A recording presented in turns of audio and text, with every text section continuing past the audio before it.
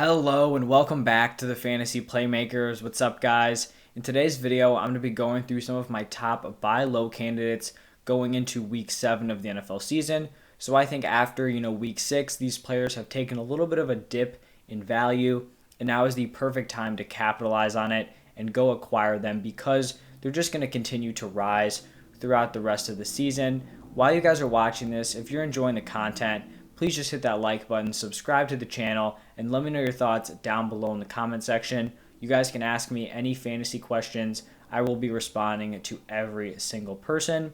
But let's just get into the first buy low player. And this is actually not going to be one player. It's going to basically be an entire team's offense. And it is going to be the Los Angeles Chargers offense.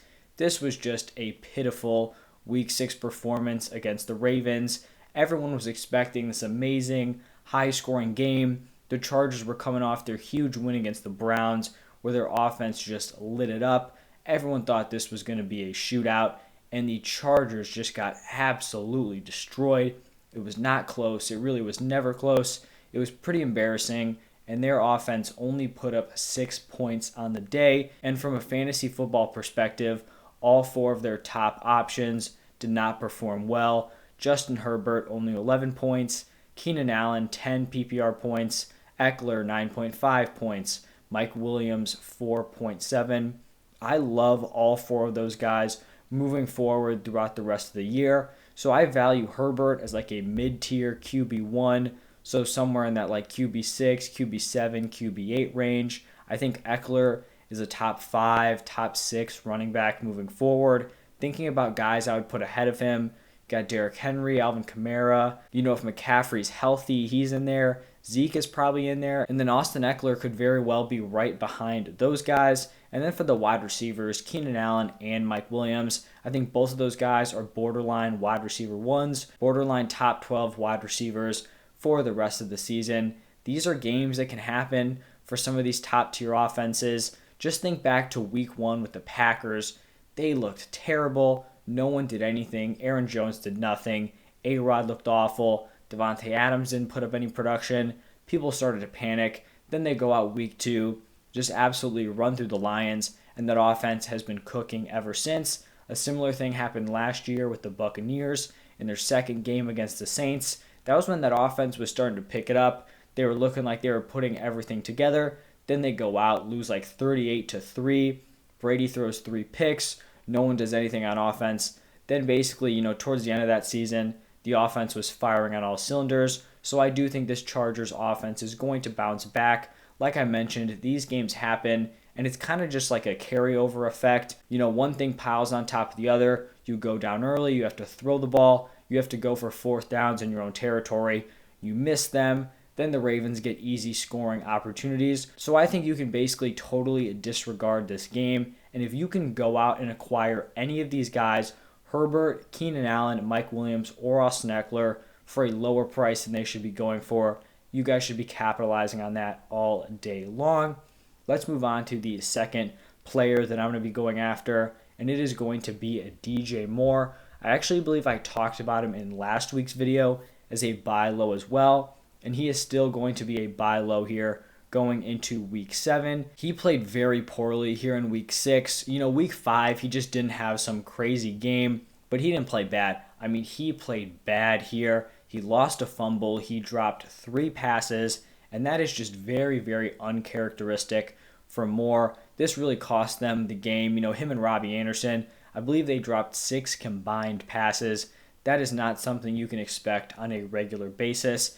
But here's the thing. Even though he was terrible, the volume was still exceptional. He was targeted 13 times, which was a season high for him. He's the clear number 1 wide receiver on this team. And in a game where basically everything goes wrong, he is still able to put up 10.9 PPR points. That's how good of a fantasy option DJ Moore is this season. Through 6 games, he is averaging 10.5 targets per game. That is elite wide receiver volume, and I still value him as a mid-tier wide receiver 1 moving forward, especially now with Christian McCaffrey going on the IR. There may not be as many touchdown opportunities, but the Panthers are going to have to continue to feed DJ Moore. So if you can kind of ship off one of your high performing week 6 wide receivers to a DJ Moore owner who's kind of panicking about 2 lackluster weeks, I'm going to be sending out a ton of offers for DJ Moore, and I think you guys should too.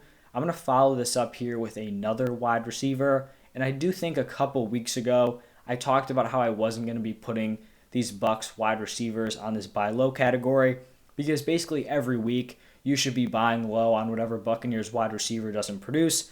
Obviously, all three of these players, Mike Evans, Chris Godwin, and Antonio Brown, they're not all going to have monster games every single week. It's just not possible. Brady can't throw for 500 yards and 5 touchdowns every single game, which is what he would need to do to support all three of these guys on a week-to-week basis. But I just had to throw Mike Evans on here because he just seems to be constantly disrespected by the fantasy community and the overall NFL community. I just think Mike Evans is not appreciated as a player coming into the season. Everyone knows that Mike Evans is the definition of a boom or bust player. He's going to have weeks where he goes for 100 yards on 10 receptions and 2 touchdowns. Then he could come out the next week, get 1 reception for like 10 yards. All of that is in the realm of possibility. So I don't really understand the people who drafted Mike Evans then kind of complaining about this boom or bust nature. It's not like he's been a terrible player, throughout the season. He'll go out there, have a monster week. It kind of goes under the radar. No one really talks about it. Then he'll go out the next week, play not so great, and then he'll just get ripped apart. He didn't perform well on Thursday Night Football against the Eagles. That was really Antonio Brown's kind of huge game. Evans was targeted 4 times, caught 2 of those for 27 yards. So that's 4.7 PPR points. Is that a huge hit to your starting lineup? 100%. But on the season, he is still averaging 16.2 points per game, and it's totally in the realm of possibility that he goes out in Week 7 against the Bears, puts up 30 points. That's the thing about Mike Evans. So if you're someone who's kind of concerned about starting Mike Evans in the future, my advice would be you keep him in that starting lineup, and if you're thinking about sitting him, then you should probably be moving him off your team because it just doesn't seem like you're equipped to handle this boom or bust player. And that's not like an insult. That's not me taking a shot. Some people really like to have the safe options, but when you have a guy like Mike Evans, same thing with Tyler Lockett, if Russell Wilson is healthy, if you're drafting these guys, you're just kind of understanding, the volatility that comes with them. And so then you can't just put them on your bench because that's when you miss out on those huge, huge performances. So I am going out and acquiring Mike Evans. And you know how I said if you don't want him in your starting lineup, you should trade him. You probably shouldn't trade him right now. Wait till he goes for a boom week and then move him off your team. Because right now I think you can definitely buy him lower than what he should be going for. But let's move on to my last buy low player, and it's actually going to be another wide receiver, and it is Michael Thomas. Thomas is going to be eligible to return off the PUP list here in Week 7. It's still pretty up in the air. There were some rumors that he's close to coming back. As of right now, there's no clear, concrete information, but this is a move for teams that are contending, teams that have started off the season really hot. Maybe you're 6-0, 5-1. You feel like you have a good shot to make the playoffs, and you can kind of take some risky moves. These teams with top records, you can take some risks to take your team to the next level, and that is why you should be going out and getting a Mike Thomas, because if Michael Thomas comes back and he is fully healthy, it's not crazy to say that he could be a top 10 fantasy wide receiver for the rest of the season. I think a lot of people have kind of forgotten about how good of a receiver Mike Thomas has been. Just 2 seasons ago, Michael Thomas averaged 23.4 PPR points per game in that monster season where he caught 149 passes and 1,725 yards.